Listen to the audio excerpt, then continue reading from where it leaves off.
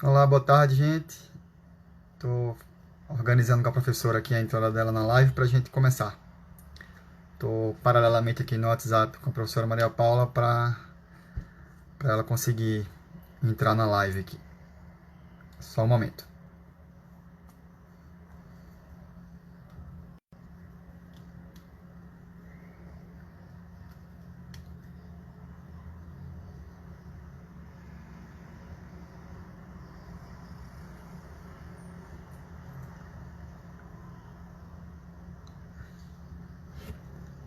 A professora está online. Olá, professora, boa tarde. Agora a senhora vai entrar na live para dividir comigo aqui o vídeo. A senhora manda uma solicitação para participar do vídeo.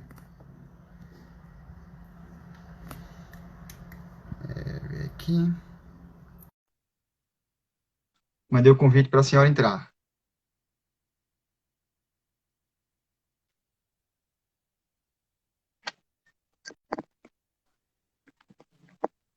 Ah, que bacana. Estou Olá, estreando. professor. Tá Boa legal. tarde. A senhora me Tudo escuta? bem?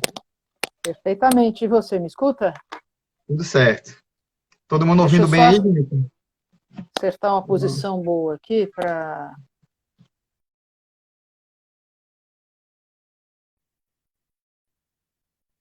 Não, tá tudo bem. usar o fone. Não, né? Sem Deixa eu problema. só, deixa eu só tirar ele aqui. Apagar isso aqui. A luz está boa? Tá, para nós tudo certo. Então, maravilha. Vamos Não lá? está escuro, não, né? Deixa eu acender aqui, só um pouquinho. Deixa um pouco escuro.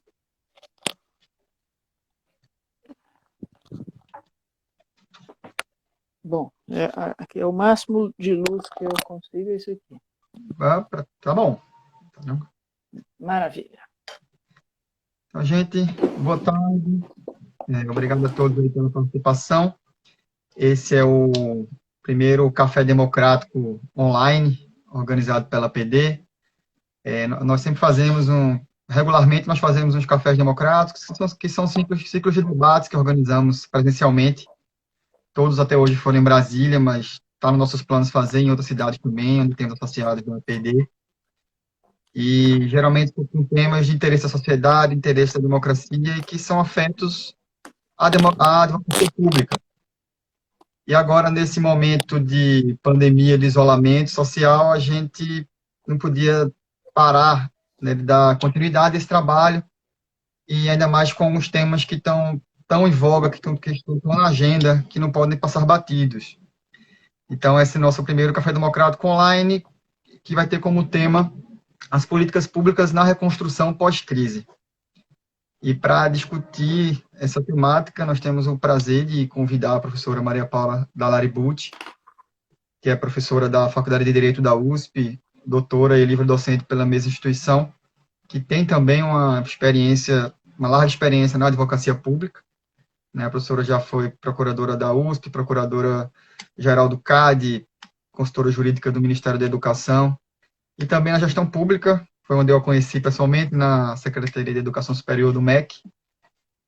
E é um prazer para nós convidá-la para participar de inaugurar esse nosso novo formato, e sobre um tema que a senhora tem publicado tanto nos últimos tempos, tem tantas publicações relevantes, e que está lançando agora um livro novo, né, um dossiê de Direito e Políticas Públicas.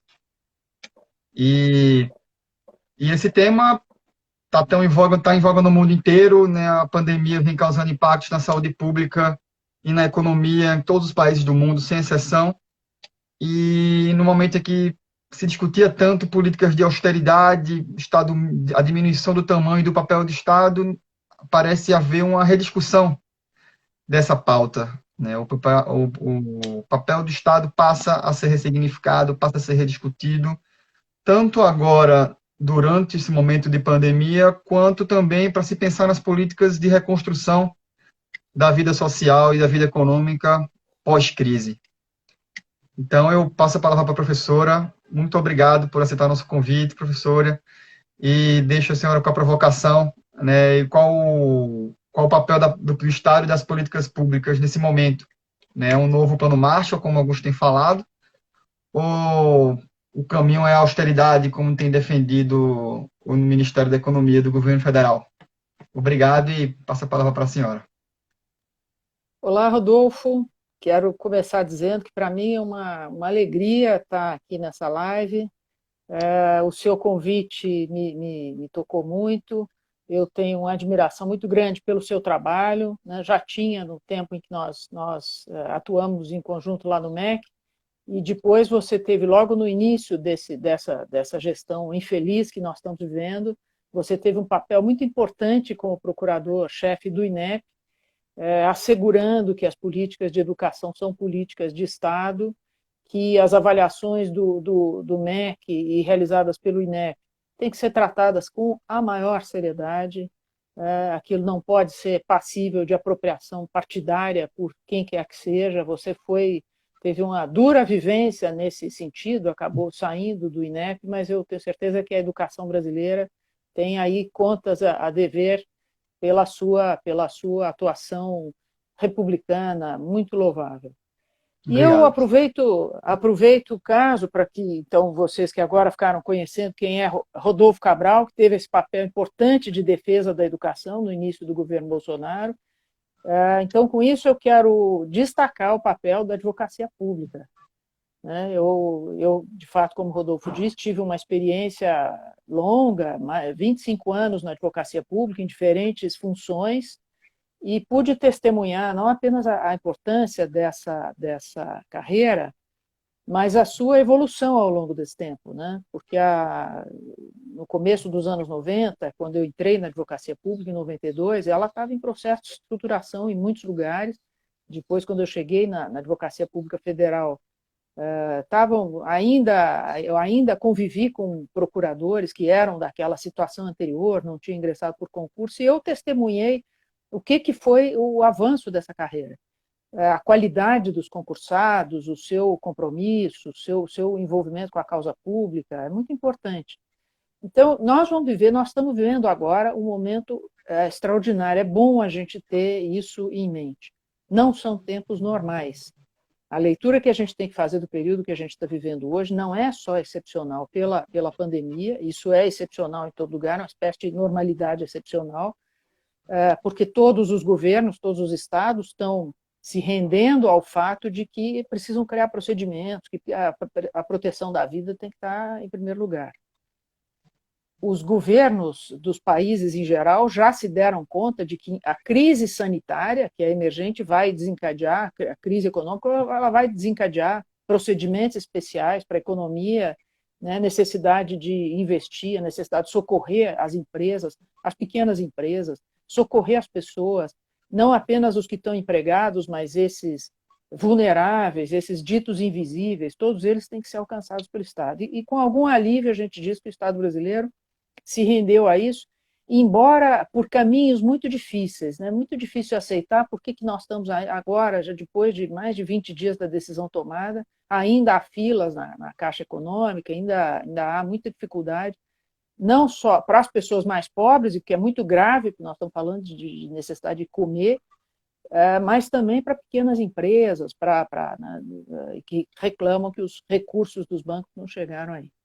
Mas no Brasil nós estamos vivendo uma terceira dimensão da crise, que é muito particular aqui, que é a crise política, muito intensa e muito preocupante. Então, acho que a advocacia pública precisa se dar conta de que ela tem um papel especial agora. Né? Não basta que a gente reflita com as categorias, com a forma de pensar que a gente vinha refletindo antes a respeito das políticas públicas. Nós temos que saber que agora é o momento de ameaça à democracia. O governo federal tem, primeiro, fazendo essas coisas que nos surpreendem a todos, que tem um esforço nacional, os governadores de estado, governadoras, prefeitos e prefeitas, secretários e secretárias de saúde, um esforço nacional que vem sendo sabotado deliberadamente pela presidência da República, de uma maneira muito, muito grave, muito difícil de entender. E isso precisa ser atendido, né? E as instituições jurídicas estão sendo mais provocadas do que nunca, né? Para nossa decepção, a judicialização a judicialização das políticas públicas, que vinha passando por um declínio, acho que ela vinha vinha sendo sofrendo a presença mais constante de um crivo de racionalidade, mais deferência às decisões da administração pública, mais espaço para que a administração pública demonstrasse qual é a lógica das políticas públicas, até no bojo dessa mudança da LINDB, né? Mais espaço para motivação dos atos administrativos. E o que nós estamos vendo, por isso que eu quis fazer essa introdução, é uma reversão daquela tendência, porque as variáveis agora são outras. Como o governo ataca as políticas públicas, né, como ele não só não assegura, como compromete, por exemplo, é o caso das requisições de respiradores. Ao invés de usar mecanismos de coordenação, foram mecanismos que vieram sendo construídos nos últimos 10 anos, 15 anos, por exemplo, no caso da saúde, já tem muitas experiências de atuação conjunta dos conselhos de secretários de saúde, tanto estaduais no CONAS, como municipais no CONASENS. Por que essas instâncias não estão sendo acionadas? Por que tanto assunto está sendo judicializado? Isso onera as prefeituras, isso onera os governos de estado, isso onera a advocacia pública federal, isso replica, isso cria uma câmara de reverberação do conflito que era possível evitar, era desejável, e mais importante, o Brasil tem cultura para isso. E eu tenho dito, e acho que é importante enfatizar, que a gente não seja completamente engolido pelo aspecto emergencial da crise. Quer dizer, a advocacia pública vai ter que responder, porque ela tem que responder às ações judiciais, mas ela também, na medida em que há espaço para isso, deve poder aconselhar o uso das vias consensuais. Mas, além disso, a gente precisa ter em mente o que vai ser a reconstrução do Estado, não perder de vista o que foi essa construção das políticas públicas, quer dizer, o que se avançou em matéria de educação, em que a gente viu, já para tocar de novo no ponto da avaliação educacional, é só um exemplo de uma medida de política pública que foi construída ao longo de vários governos, graças à cooperação de adversários políticos. Isso é que é a novidade do trabalho das políticas públicas desde a Constituição de 88. Não é alguma coisa, só uma palavra que está na Constituição, é uma experiência que o Brasil adotou.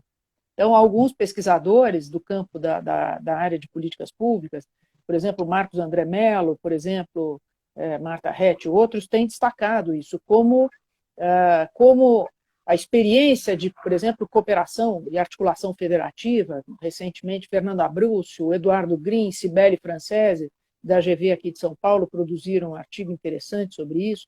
Carolina Stuck, professora da Universidade Federal do ABC, que também atuou no Ministério da Educação, no Ministério da Assistência Social, tem grande experiência com esse trabalho de articulação, com a cooperação entre adversários políticos, e também essas pessoas todas souberam traduzir isso para o âmbito acadêmico. Quer dizer que tem um saber que já se está disseminando no Brasil, uma maneira de fazer, uma maneira de atuar dos governos, que passou por vários níveis governamentais, a chamada intergovernamentalidade, quer dizer, uma política que é feita com a cooperação da União Federal, dos estados, dos municípios, também políticas baseadas na chamada intersetorialidade, que são políticas, por exemplo, da assistência social, que levam em conta um aprendizado que foi feito no campo da saúde. A Ana Estela Haddad tem um trabalho importante sobre isso, Renata Michir tem um trabalho importante sobre isso. Né? Então, tem muito conhecimento, tem muita maneira de fazer, e certamente isso tudo se traduz em mecanismos jurídicos, contratuais, de convênios e ajustes de várias naturezas, termos de parceria, aspectos do direito financeiro. E o que nós estamos vivendo é como se desconhecesse tudo isso, como se isso fosse uma página em branco, e aí estamos vivendo esse caos e essa imensa aflição para todos nós, no momento em que nós temos que trabalhar juntos e temos que fazer o máximo para abreviar o sofrimento da pandemia e poder trabalhar na reconstrução do Estado, que virá logo a seguir. Então, eu chamo a atenção para esse aprendizado, principalmente para a gente não se resignar e não se desanimar, porque existem razões para imaginar que os efeitos da crise vão ser muito severos, especialmente com os mais pobres, especialmente nos países mais pobres, né? Estudos da CEPAL avançam isso, né? Existe um temor bastante fundamentado de que a gente vai viver muita dificuldade. Mas cada um de nós, cada uma de nós que fazemos parte desse corpo de funcionários de Estado que lidam com o aspecto jurídico, nós sabemos que há um espaço muito grande para a preservação da racionalidade, para o exercício do controle, para os freios e contrapesos, para que eles se façam efetivos e para que depois se recuperem coisas que foram novas, né, como a participação social, né, como a transparência da administração pública, que é uma coisa que na nossa administração é relativamente recente, tem 10 anos, 15 anos, 20 anos. Né, tudo isso precisa ser cuidado com carinho para aproveitar uma face desse processo, que é a face da solidariedade. Quer dizer, se esse processo mostra o quanto ele pode ser desagregador, o quanto a desigualdade do Brasil ainda se faz presente, por outro lado, tem uma faceta da solidariedade, da cooperação entre países, que está aparecendo e ela tem que ser desenvolvida, cultivada, explorada para esse momento de reconstrução do Estado que nós vamos começar a viver muito em breve, né? Assim que esse momento mais defensivo da crise nos permitir circular um pouco mais. Mas para isso as ideias, nós temos que estar dialogando e cultivando isso da melhor maneira possível. Não sei se para uma primeira fala, não acho que ainda temos mais tempo, ou você quer fazer Temos mais tempo. dialogado? Temos umas Então, duas perguntas. Eu estou anotando as perguntas que o pessoal está mandando nos comentários para no final fazer uns blocos de perguntas. Mas estamos bem de tempo. Se ela quiser continuar, tá? Todo mundo está gostando muito. Então, eu vou tocar num outro aspecto agora, que é a relação entre advocacia pública enquanto carreira técnica, enquanto corpo dessa burocracia de Estado, e a dimensão política ou política partidária, que é uma coisa que a gente muitas vezes lida com uma certa perplexidade e não entende como isso deve funcionar. E eu quero dizer que, se por um lado até agora eu destaquei o quanto essa advocacia pública nos últimos 20 anos se aprimorou em termos dos seus concursos públicos, em termos do recrutamento de técnicos muito qualificados, homens e mulheres muito qualificados, com um domínio jurídico muito grande, uma sensibilidade muito grande, isso de fato se verificou. Eu entendo que não é um aspecto da carreira, é um aspecto geral do Brasil. Existe agora uma demanda de que a gente abra os corações e mentes para entender a vida política no país. E houve uma época, e eu acho que os primeiros 15 anos da Constituição, talvez, eles foram de uma certa euforia no meio jurídico, com a ideia de que o sistema jurídico, a Constituição, o Supremo Tribunal Federal, agora com ministros e ministras nomeadas já no período da democracia, tudo isso seria suficiente para suprir as debilidades do nosso sistema político, as conhecidas limitações do sistema partidário, dos mecanismos eleitorais. Foi como se esses corpos técnicos de dentro do Estado tivessem fechado os olhos para isso e o sistema jurídico tivesse equivocadamente entendido que aquilo que não era possível fazer no campo da política seria possível fazer no campo da interpretação jurídica, no campo da construção de soluções jurídicas.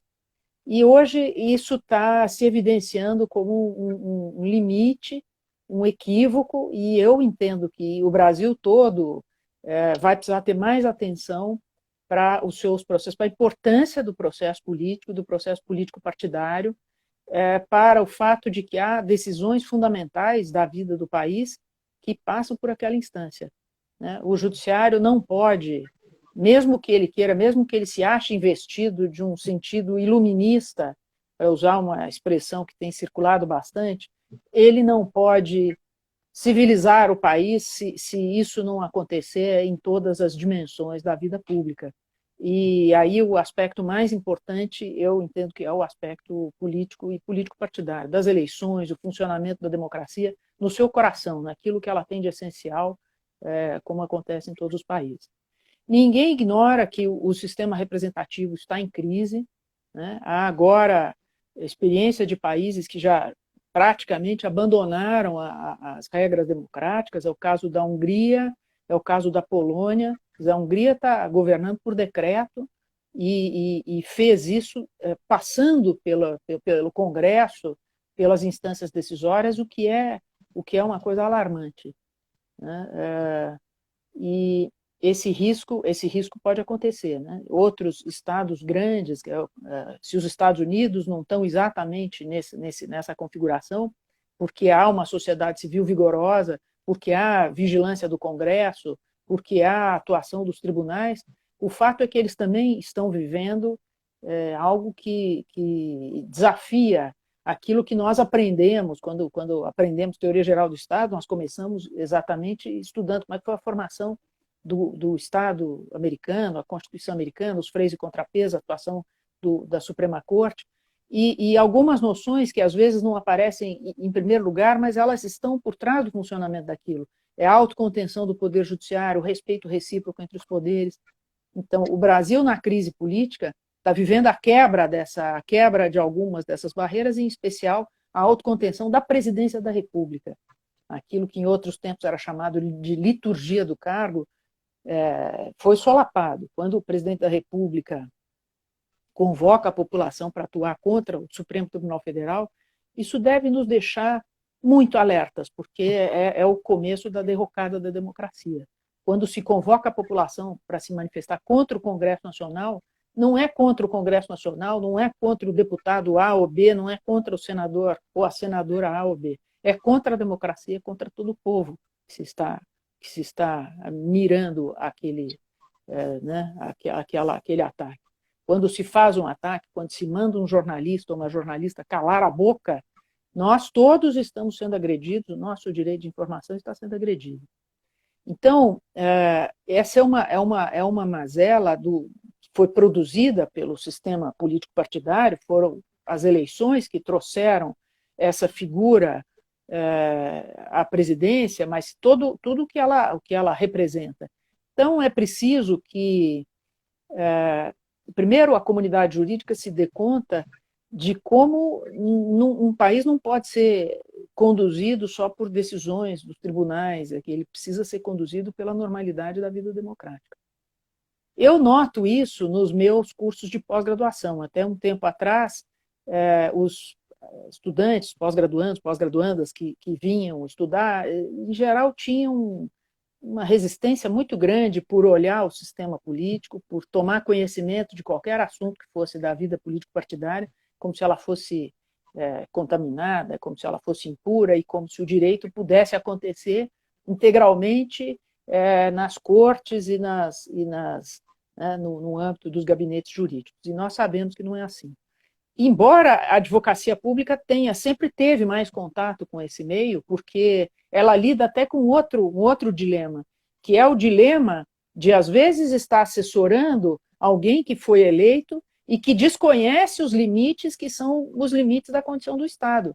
Quer dizer, não é porque uma pessoa foi eleita que ela ganha um cheque em branco para fazer qualquer coisa. Na verdade, até uma das dificuldades, uma das tensões próprias do trabalho da advocacia pública é apresentar para o gestor público esses limites, que são limites dados pela Constituição, são limites dados pela legislação, e por uma legislação que está mergulhada num sentido de legitimidade social. Essas leis têm uma razão de ser. Por exemplo, quando foi aprovada a lei do acesso à informação, essa lei tem a ver com o desejo de transparência, com uma administração pública que tem mais participação social. Participação não são só conselhos, não são só instâncias, participação é acesso à informação. Eu participo quando um jornal ou uma emissora de televisão traz alguma notícia que o governo até gostaria que não fosse divulgada. Isso é uma maneira de participar. Então, a advocacia pública, ainda que vivendo esse dilema, e eu orientei a tese recentemente defendida, brilhantemente defendida, de uma advogada pública do Estado de São Paulo, Márcia Semer, que é exatamente sobre isso, a institucionalidade da advocacia pública, a identidade institucional da advocacia pública. E um dos dilemas que ela trabalha muito bem na tese é esse. Ao mesmo tempo, o advogado público tem que orientar o gestor público e, às vezes, ele está na desconfortável missão de orientá-lo no sentido daquilo que é o mais correto, que é prescrito pela lei e pela Constituição. Então, eu cheguei a escrever, está publicado num livro editado por Patrícia Werner e outros, o Decálogo da Advocacia Pública, em que eu alertava para isso. Que o advogado público ele tem que, ao mesmo tempo, se investir da maior boa vontade para dialogar com o gestor público, o gestor eleito, e apresentar o leque de alternativas. Ele não vai se substituir ao gestor, não vai ele dizer qual é a melhor alternativa, e nem fazer a escolha prévia com base na leitura jurídica. Ele tem que, com lealdade, dizer que o sistema jurídico abriga, admite alguns caminhos, e apoiar o gestor naqueles caminhos, mas, obviamente, todos eles em conformidade com a ordem jurídica. Então, hoje, exatamente por conta da crise política que a gente vive, alguns contrastes são tão nítidos que esse exemplo fica mais fácil de dar. Às vezes, num mundo perfeitamente democrático, da vivência democrática, nem sempre é fácil distinguir dentre as várias alternativas, né, todas parecem igualmente legais. Hoje a gente vive muitas situações em que é evidentemente ilegal o que certas autoridades pretendem fazer, né, e que evidentemente não é abrigado pela ordem jurídica, como no caso de políticas que não privilegiam a defesa da vida. O gestor público não tem direito de fazer escolhas por alternativas que não privilegiem a defesa da vida. Né? E isso não é só uma escolha política, isso é uma escolha da ordem jurídica, mas que vem embasada nesse pacto social. Essa ordem jurídica existe para isso. Se não for para a defesa da vida, se não for, né, pouca coisa se justifica. Mas, por essas razões, é que eu acho que o exercício da advocacia pública ele é muito, e tende a ser muito valorizado. Né? Assim como a gente viu, em momento recente, a Polícia Federal teve valorizado, ficou muito visível o quanto ela tinha avançado no sentido de ser uma carreira técnica, que tem quadros bem preparados, a advocacia pública acho que passa por um processo semelhante. À medida em que ela é desafiada por esse desrespeito à democracia, ela tem a oportunidade de demonstrar como ela faz diferença e como a ordem jurídica no Brasil, que avançou tanto no período democrático, tem critérios e parâmetros para orientar a atuação das autoridades. Então, eu acho que com isso, Rodolfo, podemos ouvir as questões e certamente vamos dialogar com quem nos ouve. Nos dá a honra de ouvir essa fala. Certo, obrigado, professora. A gente está anotando as perguntas que o pessoal está mandando pelos comentários aqui da live, e temos várias perguntas já. Então, vamos começar aqui com as perguntas da professora. Sobre esse papel da advocacia pública nesse contexto, às vezes esse papel inglório que a senhora comentou, de apresentar os limites para o gestor. E a gente teria duas perguntas mais ou menos nesse caminho. Uma mais genérica, que é se a senhora vê que há diferença entre os conceitos de advocacia de Estado e advocacia de governo. Como que a senhora vê essa dicotomia, que é nesse momento de amadurecimento da advocacia pública, é um tema de constante debate, esse dilema do papel do advogado público. E também uma pergunta que, decorrente dessa, se a senhora entende que caberia à AGU a defesa do presidente da República nesse processo sobre a apresentação dos exames do Covid. A senhora acredita que caberia à AGU essa defesa? Em outros temas, temos aqui a pergunta sobre como que a senhora vê o papel do sistema de justiça e da AGU, da advocacia pública, no destaque, como se eles terão outros papéis de destaque no momento pós-crise? Acho que vai muito no que a senhora comentou, né, desse novo momento de discussão das políticas públicas, né, de que um momento em que se buscava muito valorizar as opções do gestor e muitas vezes tolher um pouco o papel do judiciário em respeito à discricionalidade do gestor eleito, no momento em que agora os gestores atacam as políticas públicas, né, como é que a senhora vê o papel da advocacia pública e do sistema de justiça nesse momento pós-crise? E mais uma para fechar esse bloco, uma pergunta: se a senhora entende que as forças progressistas subestimaram o papel o poder do conservadorismo nas instituições jurídicas. Né? Acho que a gente pode fechar essas 3 perguntas nesse bloco, mas já tem várias outras também para depois. Tá ótimo, Rodolfo. Bom, as perguntas são muito boas, são muitas, espero que eu consiga dar conta delas. Primeiro, vamos discutir a questão Estado e governo. Eu, em geral, evitava essa dicotomia, porque eu acho que ela muitas vezes era usada retoricamente, quase como para qualificar, quando alguém queria dizer no debate que a política que ele estava defendendo era interessante, relevante, era boa, ele dizia que aquilo era uma política de Estado e a dos outros era uma política de governo. E eu cheguei a escrever isso em livro, alertei quanto a esse uso retórico. E eu dizia naquela ocasião que as políticas nascem de governo almejando ser políticas de Estado. Tem um exemplo, que é até um exemplo de sala de aula, é o caso do programa Bolsa Família. O programa Bolsa Família, ele nasce no governo Lula e vai se institucionalizando, ele vai se apoiando sobre não só regras, né, é um caso interessante, porque tem uma medida provisória que se converte em lei, e depois ela vai sendo combinada com vários mecanismos até que nascem por decreto, portaria. Um desses mecanismos é o CAD único. E ele, então, legitima o funcionamento. Aquele programa tem um desenho que é considerado muito bem concebido, porque chega nas pessoas que precisa chegar, não tem um custo, não há desperdício administrativo. E o que acontece é que, com o passar do tempo, nas eleições, os vários candidatos de várias posições do espectro começam a defender aquele programa.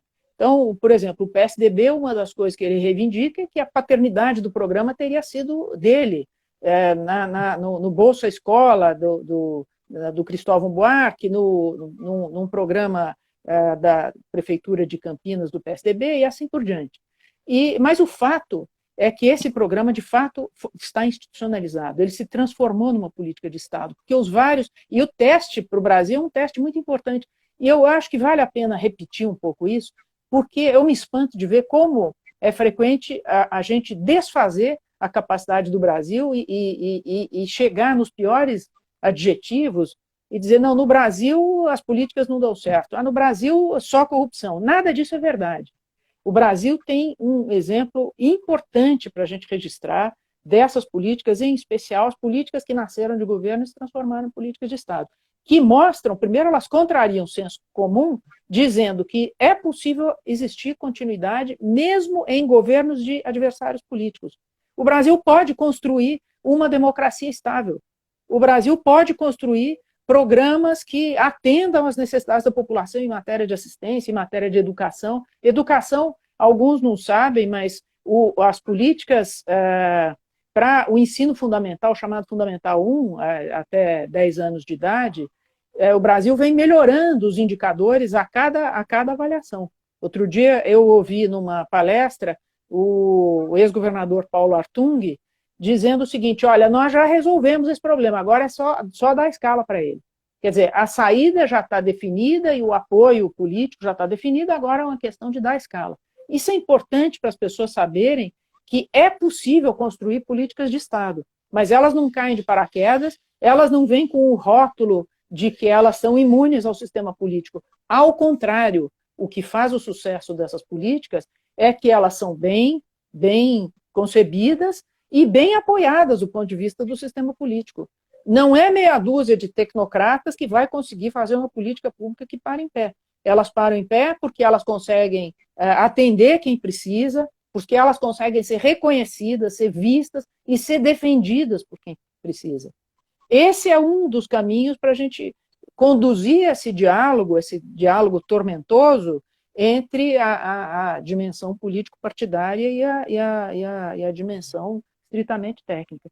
Então, obviamente, a advocacia pública não vai se render, ela não vai passar a se sujeitar aos desígnios político-partidários, mas ela vai respeitar o processo das eleições, que fez ora uma escolha, ora outra. O problema do momento que a gente está vivendo hoje é que é um governo anti-políticas públicas, é um governo que contraria todos os mínimos democráticos. Se a gente olhar, e aí eu vou para a última pergunta, se a gente olhar as eleições de 2018, o que elas tinham de interessante é que entre os vários candidatos existia uma base comum. Se você pegasse o Ciro, o Haddad, o Alckmin, tinha muita ou semelhança, ou pelo menos eles estavam falando a mesma língua, em termos de políticas públicas, em termos de educação. Por exemplo, nós sabemos que o Fundeb vai expirar agora em 2020. Todo mundo que é minimamente sério no sistema político está preocupado com esse problema. Sabe que o Congresso precisa votar e é o Congresso que precisa votar. Ninguém vai substituir. Ora, nós temos um ministro da Educação que só pode ser entendido porque ele é um antípoda a essas políticas públicas. O que ele está lá para fazer é desmontar essas políticas públicas. Se não for dessa maneira, nós não conseguimos entender qual é o papel dele. Então, essa pergunta no final, que diz que se as forças progressistas subestimaram o conservadorismo, é possível que sim. É possível que, mais do que subestimar o conservadorismo, estávamos trabalhando justamente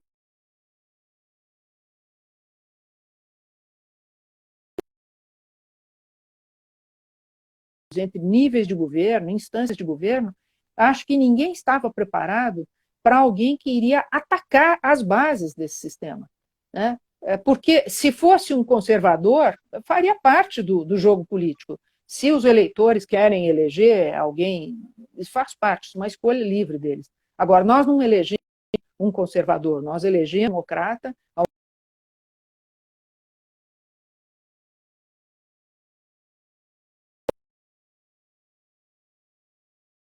foi construída nos últimos 30 anos. Então, por isso a justiça está sendo chamada e a todo momento. Então, nesse sentido, acho que quero reforçar um alerta, porque em 2020, além do Fundeb, nós temos programadas as eleições municipais. E é muito importante que as eleições aconteçam, é muito importante que a normalidade das eleições seja preservada tanto quanto possível, né? Com respeito à vida das pessoas, etc., mas porque é o jogo, é o funcionamento da democracia que vai fazer essa roda funcionar e os partidos se formularem. Eu tenho muita preocupação porque eu acho que a oposição é muito tímida, né? Eu me formei ainda antes da Constituição de 88, eu vivi o que era a energia da oposição, reivindicando, e foi derrotada, a emenda direta foi derrotada, foi assim que a Constituinte foi feita, e mesmo assim a oposição era vigorosa, presente, e eu acho importante isso, que a gente se una em função de que existe um bem para preservar, que é a democracia. Nós temos que repudiar todos os antidemocratas, e a união tem que ser em torno disso. Bom, o sistema de justiça e a AGU. E a questão do sistema de controle. Esse é um tema importante para a gente falar. Eu me lembro de quando no meu período de Brasília, uma vez eu participei de um debate promovido pelo Conselho de Secretários de Administração dos Estados, o CONSAD. Isso deve ter sido na altura de 2004, 2005. E estava lá presente o saudoso, naquela época, acho que ele ainda seria eleito governador de Pernambuco, Eduardo Campos. E ele contava da sua participação na Constituinte, e ele dizia, olha, foi uma opção política muito clara do povo brasileiro de criar mecanismos fortes de controle da administração. Então, por isso que ninguém duvidou de fazer o Ministério Público como ele foi configurado, de dar para o Judiciário as prerrogativas que ele teve, porque existia a ideia de criar um controle. Mas já naquela altura, 2004 ou 2005, ele notava o primeiro desbalanceamento entre as instâncias de controle e as instâncias que realizam os fins do Estado. Isso, acho que começou a se ter mais consciência disso ao longo dos anos 2000 até 2010, mas o fato é que os mecanismos de controle, hoje isso não está tão em pauta, mas já passou por... A gente precisa avançar muito no Brasil no sentido de maior coordenação ou de menos descoordenação, de maior racionalidade, razoabilidade. Foi isso que levou à reforma da Lei de Introdução às Normas do Direito Brasileiro, a LINDB. Esse vetor teve muito presente por uma estratégia jurídica que é muito... a gente tem que ter cautela com ela, ainda precisamos saber se ela vai dar os resultados que vai, porque ela se vale muito de conceitos indeterminados e, com isso, ela vai continuar dando muita margem para atividade de interpretação. Eu entendo que, quando o sistema, essa face do poder legislativo, com a depuração do quadro de partidos políticos, que deve acontecer em função da própria atuação da Emenda Constitucional 97, que impôs a proibição das coligações nas eleições proporcionais. Então, deve haver uma depuração do quadro partidário. E a gente não pode precipitar reformas no sentido de atropelar aquilo que, finalmente, vai ser posto em funcionamento, com as cláusulas de desempenho, etc.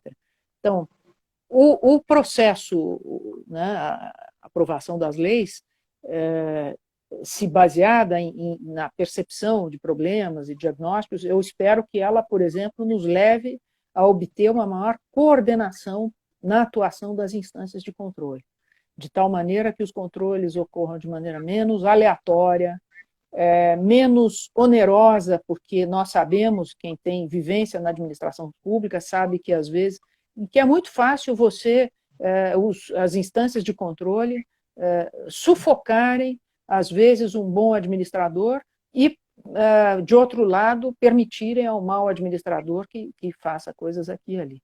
Então, o sistema tem que ser simplificado, e essa eu acho que é uma pauta para a gente pensar na reconstrução do Estado. Uma reforma do Estado, eu não acredito que vá passar por coisas, não acredito que vá passar por um ajuste fiscal enlouquecido, não acredito que vá passar por uma reforma do sistema político, que eu acho, na medida do possível, já foi feita, mas vai passar por uma reforma administrativa, vai passar pela perseguição de maior efetividade, mais simplicidade.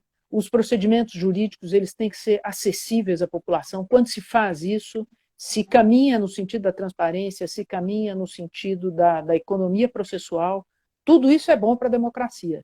É uma democracia em que a gente depende muito dos advogados, em que depende muito de sistemas de controle judicial muito intrincados. Isso é indicativo de que alguma coisa não vai bem. Por último, a questão da defesa do presidente da República pela AGU, eu entendo que não é. Quando ele entra numa questão pessoal, e já há jurisprudência sobre isso, as questões pessoais não são da esfera da atribuição da advocacia pública. A advocacia pública, ela está a esfera de atribuição dela é a esfera da atribuição das competências exercidas regularmente. Esse é o crivo. Aquilo que está fora disso, aquilo que desborda disso, aí deve ser respondido em termos pessoais pelo gestor público, seja ele qual for. Não sei se respondi todas as questões, Rodolfo. Devolvo. Sim. Então, vamos para mais um bloco. Temos uma pergunta sobre Enem. Se a senhora entende, o que a senhora acha dessa postura do Ministério em relação a essa negativa do adiamento da data do Enem? É um dilema interessante, porque se por um lado você tem o INEP lutando para dar continuidade ao planejamento do exame, né, uma série de fases de publicação dos cadernos, impressão dos cadernos, de planejamento da prova, mas, por outro lado, você tem publicidade do governo federal dizendo que o Brasil não pode parar e que não vai haver adiamento da data. Então, o que a senhora acha do papel do papel do Ministério nesse sentido, né, sobre esse dilema entre o planejamento necessário para realizar um exame dessa monta e essa negativa em trabalhar o adiamento da prova?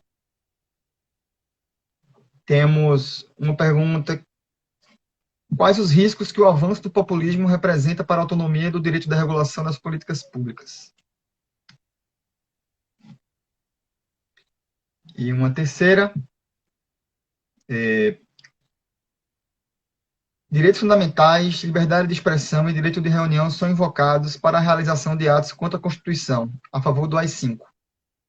A Constituição ampara esse tipo de manifestação? Já temos mais 3 aí para mais um bloco. Bom, e sempre questões instigantes, importantes, então vamos a elas. Uma questão que estão pedindo para, se a senhora puder, subir um pouco a câmera. Subir a câmera, quer dizer, vamos ver aqui. É isso aqui? Isso, eu acho que é isso. Melhorou, gente? É isso? Isso. Pronto. Ok. Bom, sobre o Enem, eu estou até confortável para falar pelo seguinte: eu fui secretária de Educação Superior entre 2009 e 2010. Eu acho que o Rodolfo, nessa altura, estava assessorando, se eu não me engano, assessorando a secretaria. Você já tinha chegado, acho que sim. E nessa condição, você acompanhou, Rodolfo, o que foi a implantação das primeiras edições da prova do Enem? É uma prova imensa, que envolve uma logística assim gigantesca, é uma das maiores provas do mundo, que é realizada em 2 fins de semana.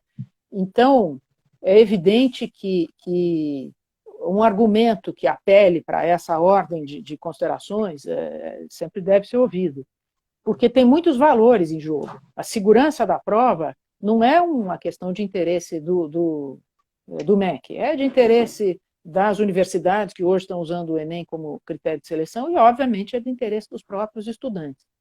Mas eu vivi também a realização daqueles primeiros exames que quem acompanhou aquela história sabe que foram cheios de percalços. Houve um primeiro cancelamento da prova, foi marcada novamente.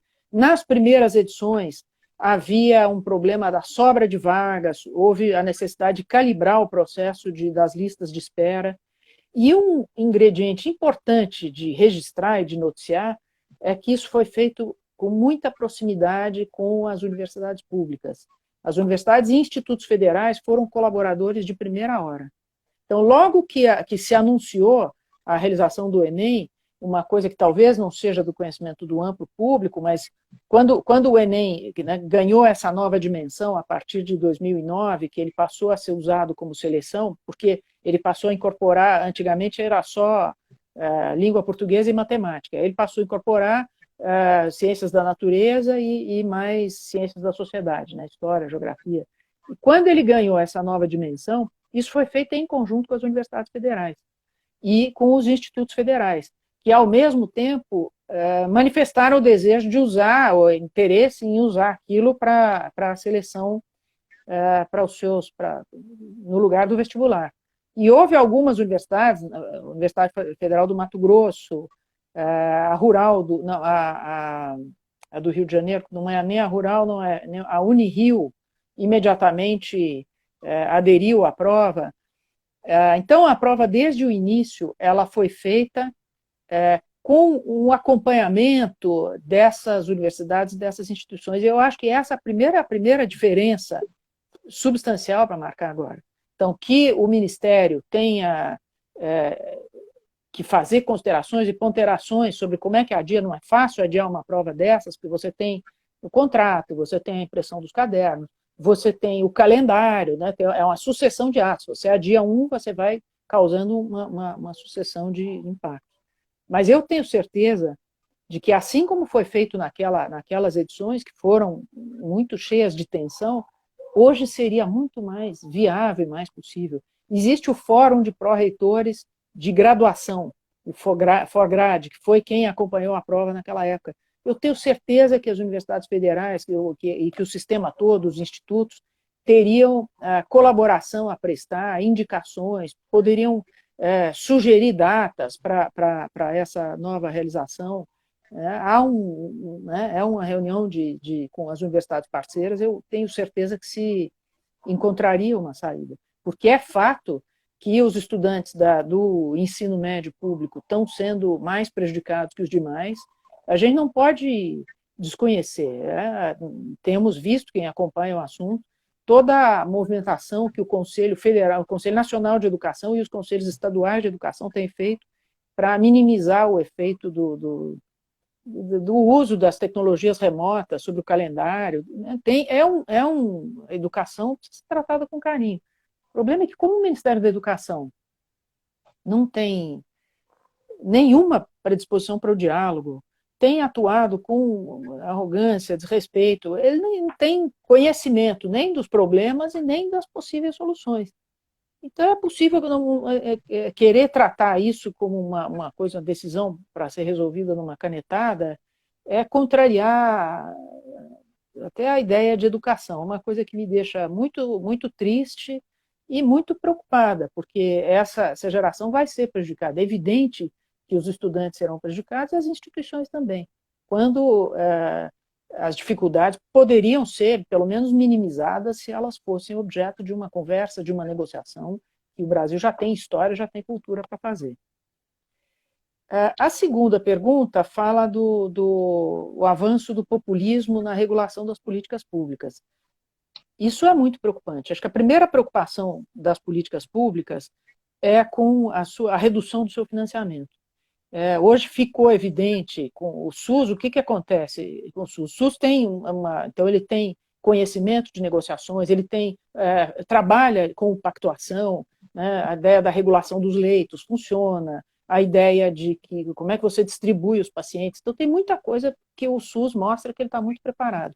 Agora, o sistema que veio sendo sucateado, veio tendo o seu financiamento reduzido, né, há ações no Supremo Tribunal Federal para tentar reconstituir a base financeira que foi duramente afetada com a emenda do teto de gastos, já tinha sido afetada antes pela emenda 86. Então, esse processo que começa em 2015, 2016, de desmonte das políticas públicas, sucateamento do Estado, é um dos processos que a gente imagina que possa ser revertido agora que a pandemia deixou uma consciência muito clara da importância da presença do Estado, de uma presença articulada, coordenada, para responder aos principais desafios. O SUS, a gente tem que lembrar que é o maior sistema de saúde pública do mundo, atende 75% da população brasileira. Então, a gente vê notícias, sei lá, do Rio de Janeiro, em que você está montando o hospital de campanha e tem leitos desativados nos hospitais federais, coisas que preocupam. Então, as políticas públicas precisam de ter não só uma condução técnica, mas precisam de financiamento constante, e precisam que a sociedade defenda. Isso aí não veio contrariamente ao que dizem alguns, não foi um equívoco, não foi um descuido da Constituição de ter pensado nesses direitos, né? Até porque os sistemas de saúde pública já tinham modelos inspiradores do Brasil, o sistema inglês era um modelo inspirador, então ele foi posto na Constituição com muita clareza do que significaria. Claro que eu entendo que fará parte desse novo momento de reconstrução do Brasil dialogar melhor com a sociedade e buscar a melhor prestação do serviço sempre, no campo jurídico, passando por aquilo que eu falei, simplificação, maior acesso, tudo que possa garantir essa prestação vai fortalecer o serviço público. Por último, essa questão das liberdades fundamentais e da liberdade de expressão. Eu entendo que o Supremo Tribunal Federal e os tribunais brasileiros em geral, o Poder Judiciário, e o sistema de justiça, enfim, o Ministério Público, a Advocacia Pública, tem feito um trabalho importante de defesa da democracia ao recusar esse uso espúrio de figuras que foram construídas na formação do Estado de Direito. O Estado de Direito passa por algumas noções basilares. Por exemplo, a primeira delas, que está em John Locke, isso é do liberalismo inglês do século XVII, que é a submissão da autoridade à lei.